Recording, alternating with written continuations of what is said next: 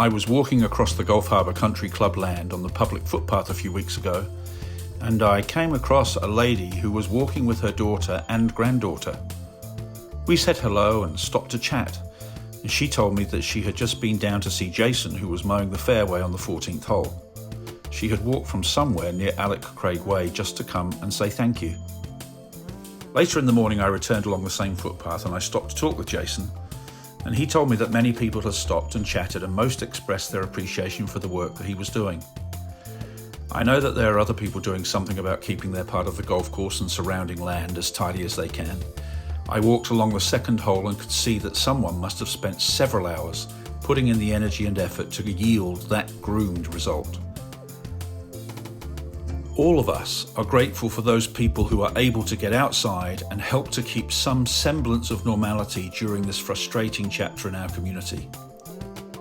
Some of you might remember the video that our YouTube channel carried about 3 months ago. It was the one where we introduced Jason, who decided that rather than be a keyboard warrior, he would just go and buy a mower from Mitre 10 and get out there and do something about the grass that was growing on the fairway outside his house. Once he got that fairway under control, he went around most of the course and cut the grass on the edges of the path so that people could walk with their families and not get sticky bits of grass all over them. And then, once he had done that, he mowed the piece of grass in front of the driving range, and then, once he had done that, he started mowing other fairways. Last time I spoke with him, he had racked up around 180 hours of mowing. That is around the equivalent of almost a full month of 8-hour days of working, sitting on a mower, going up and down and sometimes around and around. It's a lot, all on a mower that Mitre 10 advertises as being suitable for medium-sized lawns. A few weeks ago, while out and about one weekend, someone came up to Jason and said hello. This person knew who Jason was because he had seen that video. They talked for a while and Jason put that person in touch with us here at KWGS. We talked some more, and the offer was made to help Jason dramatically expand the capacity of what he was able to do. KWGS then introduced Jason to Graham and then to Trevor. Gary had already been helping Jason, and so he became part of this team too, and together they set to work to see what they thought they could do with this additional capacity. To be clear, Jason's mower, for medium-sized lawns, has a cutting deck size of 36 inches. You can see him here going up and down the edge of one of the fairways of the golf course. And here is Jason on the new mower. This one is a John Deere mower and has a cutting deck size of 72 inches, double the size. The team worked out that if they could get some help to clear the rubbish out of the rough and on some of the fairways, then they could cut the grass on the whole course. It would be a big effort, but on paper at least it seemed possible, but they needed more help. Later in this video we will talk about what help they need. KWGS believe that our wonderful community of people will be able to invest enough time to help make this a reality. But while they were working through all of this, another person contacted KWGS. Ash is the CEO of Gatsman Mowers in Silverdale. He had met Jason before and kindly donated some parts for the red mower, which was going through drive belts quicker than Mitre 10 could cover them in the warranty. Fair enough. Jason was putting this machine through its paces. We met with Ash at his very impressive premises in Silverdale. By the way, I have never seen a more impressive selection of Weber barbecues and accessories. And over half an hour discussion, he explained that he thought he could come along with his mower and work in with the program that Jason and the team had devised. Ash said he would bring his own mower and give his time and fuel for no charge. This offer made a material difference to what was now possible. The team were now absolutely positive that the whole course could be cut. Some more planning took place. Ash then surprised us and introduced us to a mower which has been called Jason Jr. It is what I would describe as an automatic mower that will go out on some of the fairways of the course on its own and simply keep cutting the grass until it is finished. It looks slow, but it never stops except to go and refuel itself. And then it gets right back to work. Rain, sunshine, daytime, nighttime. Ash and Gatman Mowers were proving to be quite the connection. Then the team met up to finalise a programme of work. Of course, This all depends on the pre-work that we hope can be done with the help of volunteers from our community. As they discussed and nailed down the plans, Ash offered more mowers and more people, all at no charge. And then he asked Jason and Graham which fairway would be the most challenging. The steepest fairway on the whole course is the 12th. And so Ash took one of his mowers, and instead of talking about it, I'll let you watch him at work to some music.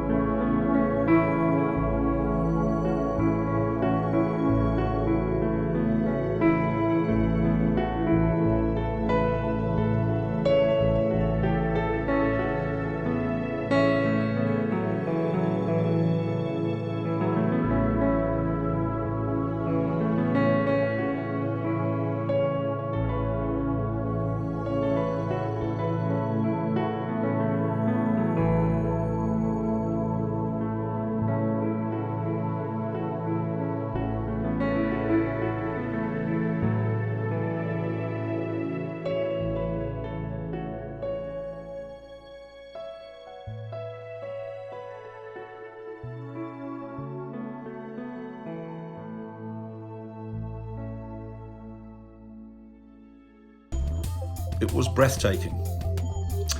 And so a plan has been formed.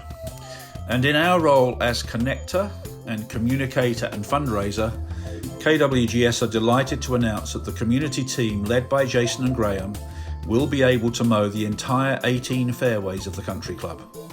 What is more, so long as the money can be found to continue to support the fueling and maintenance of the equipment, they believe that they can continue to mow the entire golf course every 3 or 4 weeks. It is likely that after the initial very demanding mow, the subsequent mows will be undertaken on 2 half days every week. The team believe that they can maintain this all through the summer. But we need the help of our community. It does not take much walking around the country club to see how much the grass has grown, including the pest plants and weeds, and how much debris has found its way into so many places. We do not want to be in the position where a mower blade smashes bottles and leaves glass in the grass. We also do not want to break a mower and threaten the whole operation. In addition, if we are all prepared to get out onto the golf course and clean it up, there is the opportunity to deal with some other issues.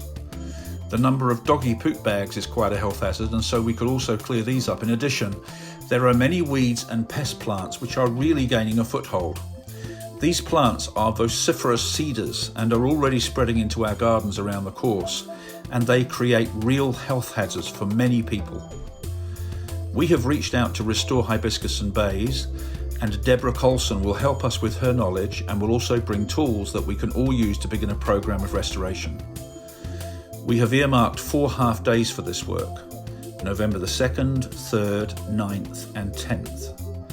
The work will involve anything from simply walking through rough and picking up rubbish and putting it into a black sack, through to walking alongside the pathways with a strimmer and cutting back the grass. I hope some people will come in appropriate hazmat suits and help out with the doggy poop bags. If you would like to put your hat in the ring and support this effort, then please register here. We will then reach out to you and we will give you a link to a YouTube live stream video. This is where we will lay out the work we need to do and communicate the logistics of it all. Hopefully we can finish each half day around a barbecue on some area of the course and maybe make some new friends who share in a desire to make this green space great again. We will wait 1 week from now before we send out that communication so that we know how many people we can expect on which day. It may be that the dates are not a good choice, and we can refine that once we know who is ready to come and help and what days work out best. The other obvious area that we will need help in is in paying for fuel and maintenance for the machines that we will be using. To give you an idea, we expect that it will cost around $150 to fuel one machine for 1 full day. It is possible that this will reduce once we have the fairways down to a more normal level, but the initial 2 weeks or so of intense mowing will result in a higher fuel consumption. We want to make it easy to donate, so we have set up a QR code. Here it is displayed on the screen now. If you have a phone nearby, then select the camera and focus in on this code. A yellow button will appear at the bottom of your camera picture. If you press this, then you will get through a screen which looks like this. This screen is pre-populated with the KWGS bank account number. You can then go ahead and pay either with a credit card or with Apple Pay or with Google Pay. One important thing we do want to communicate is that we will not confuse donations for the main KWGS fund with donations for mowing. We have the tools in place to specifically monitor what has been donated through this code, and we will not use any of the money that has been donated to help us with the legal costs of KWGS for anything other than what we committed. This mowing campaign, which we have called 3 Men Went To Mow, will be managed very precisely and carefully as something very distinct and different. One other important note on QR codes is that there have been some issues with scammers placing stickers over the top of the original QR code. This is obviously not an issue for the code when displayed on a screen, such as a YouTube video or the KWGS website, but it is something that you should check before scanning from something that could have a sticker put over the original code. For this reason, the posters that we have placed at Cherry's Cafe, the food market and the liquor store are all laminated so that it will be obvious if they have been tampered with. If you see a sticker stuck on top of the QR code, then please do not try to scan it. Finally, we will be transparent in reporting on progress. In the first 2 weeks of the programme and during the volunteer days, we will video the work. We will also report back to you on how the 3 Men Went To Mow fundraising campaign is going. We hope it will be helpful for you to see how we are progressing. And as we move back to something that feels more normal, we hope that it will give all of us a lift as we come into our summer. We have spoken with Cherry Cafe, the liquor store in Gulf Harbour and the Gulf Harbour food market, and they have all agreed to put these small laminated posters up with the QR code on them. These will hopefully jog all of our memories and also provide an easy way to donate to the campaign. We are looking to place these small posters up in other cafes and shops around the peninsula. It would be really good if we could depend on a consistent commitment of donations so that we can continue to mow the entire course. As most of us have experienced, sometimes the early phases of a new initiative attract good support, but a few weeks in and resources dwindle. In our case, that will be very visible, and we would really hope that we can use the new mowing capacity to maintain a well-groomed country club. Of course, this is not going to be comparable to the amazing conditioning that the greenkeeping team were able to sustain over many years. Jason and the team will be the first to say that they are just doing the best that they can. Ash is obviously a professional, and his help at the beginning is going to be so helpful, but the team will do the best it can with what it has. This morning, the team were putting the new mower through its paces, and I got a chance to speak with them. Machine is going to give me more capacity, it's going to go faster, and I've got a new team behind me. So Jason, does that mean that your red mower is going into retirement? Oh no, I've got big plans for this.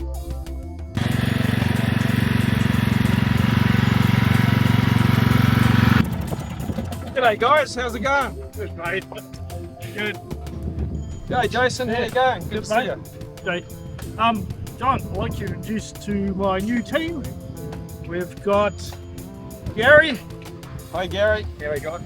Nice to meet you. Yeah. Hey John. We've got Graham. Hi Graham. And we've got Ash. Oh yeah.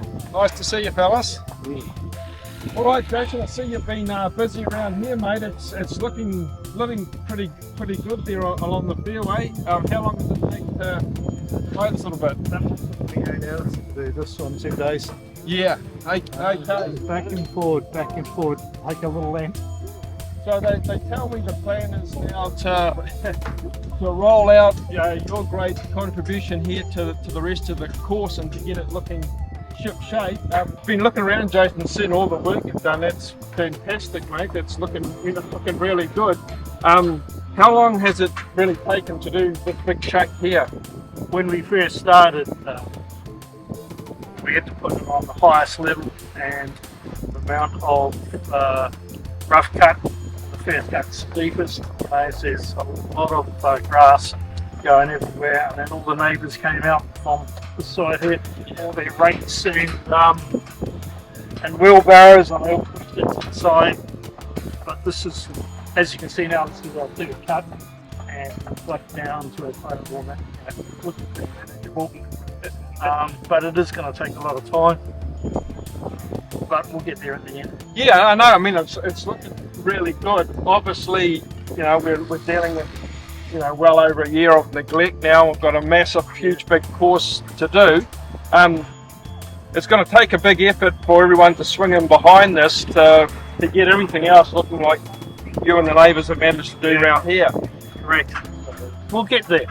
It's just going to take some time. Yeah, well, I think, you know, one of the things I've been hearing, Jason, for the last, you know, well, for the last year certainly has been not just the need to tidy up, you know, the abandoned course, but the kind of health and safety aspects here of biohazard in the summer, the pests, the way rubbish has just been dumped around. So, you know, it's really uplifting this now. So this is really a chance for everyone around, you know, around the immediate area and also wider to get in here and to get, you know, this beautiful course, looking back to, you know, to what it was not so long ago. Correct. We're going to do our best with our new team. Yeah. So as I understand it, you know, we're going to put it. The group's going to put out a bit of a call to everyone to, you know, many hands make light work, because I think one of the things that has to happen apparently is, in order for our wonderful fleet to function, is that we have to clear away debris and cans and stuff that might stuff up the mowers. So that's going to be an important part of the day. Yes, that's going to be. We've discovered concrete posts, you know, with a sign in the middle of one of the greens, and just rubbish, and also the excess growth. It's quite heavy in some places. Yeah. So we've got the fairways, and then we've got the rough. So we've got a kind of different plan for both. I mean, the fairways look great. You could just about be playing now, but we're going to have a shot at that the rough too, because that'll certainly tidy that up a bit. Some of the parts that people will have seen. My poor old machine doesn't handle the rough that well compared to our new acquisition. Yeah, we've kind of got the Rolls Royce, the old John Deere here, and that's an impressive looking piece of kit. So the other thing that occurs, I mean, you've been a shining light here and leading the way. The people around Gulf Harbour, Army Bay, I mean, in fact, right out to Little Manly, are really united behind the cause of, keep Whangaparaoa green spaces. So I guess, you know, this is a really practical way that people can pitch in, can make the whole area safer, and to really get, you know, the course back to that kind of that kind of premier sort of scenic wonderland it was for everyone, not just golf course players. Yeah, I quite enjoy just looking out the window and seeing all the bird life, you know, all the tuis, all these big tails will be coming out in another month, and all the bird life is just absolutely. Yeah, I think, you know, one of the things that came through in the meetings was it just wasn't the golfers. There's people who don't play golf who really appreciated this kind of, you know, beautiful open space in the middle of our community, and this is really a chance to get it back looking, you know, a bit like it was before, so everyone can enjoy it, and you know, we don't just let it plummet further into neglect, which no one wants. Yeah. All right, I think, you know, folks, this is a really a wonderful opportunity for the community to come together here. We've been through a rough patch over the last 12 months with the arson, the two arson, with the way the course has just been left to, you know, wolf and abandonment. But there's a real chance, I think, now for everyone to come together to get the course back to, you know, nearly to what it was before, and to really send out a signal that we value this open space. It's what brought a lot of people to live around this area, but it also benefits the wider area too. Everyone knows this golf course has been a defining part of living out the eastern end of Whangaparaoa Peninsula, people like Jason are stepping up. There's people in right across the community here who are swinging in behind. So let's get everyone together. Let's get this beautiful course back to what it was and for us all to enjoy. So Gary, the last time I was out on this fairway, you were out clearing away the grass with wheelbarrows and pitchforks. That's right, yeah. We're here just to trying to get it all the grass away to make life easier for Jason here to mow it. How long have you been doing this for? Well, I've clocked up 170 hours on the Red Beast at the moment. Okay. So you're going to get promoted from the wheelbarrow to a mower now, Gary? That's for sure, yeah. You looking forward to that? I'm really looking forward to that. Okay. So we start on Monday, hey? Yeah. Just like Monday, D-Day. Hi, I'm Graham, and I shifted out here 9 years ago, living on the golf course, playing golf and everything. So devastated when this was closed down, and then every day I see the grass growing and growing, and then I met Jason, who had taken the initiative and started on the 11th hole. So we've been working collectively to try and put something together, and so it's good to see that that's happened. From my point of view, from today on, we are looking forward to tidying the course up. Okay, so here we had Jason come through work one day, introduced himself as a gentleman who was looking after the golf course and trying to get it back underway. So we helped him out with getting him about, and then reached out to the team at KWGS and offered our assistance. We've got machines that can make light work of what they need to be done, and we're willing to help out as much as we can. We've got a robot mower to come and help out, we've got a couple of riders, we get a couple of guys and some hand power products as well to get the edges done. So, in summary, we have the opportunity to regularly mow every single fairway green and tee box. But we need your help. We need your help for what we think will be no more than 3 or 4 half days to prepare the fairways for mowing. We also need some financial support, which we will facilitate through a QR code and the 3 Men Went To Mow campaign to make it as easy as possible. Lots of small donations will make a big difference. We will not be able to keep mowing unless we receive these donations. The time to actually do the mowing is being given free of charge by our mowing triad of Jason, Graham and Gary, and of course Ash and the team from Gatman Mowers. Let's get the green space back to something close to how we know it can be. We can all play our part.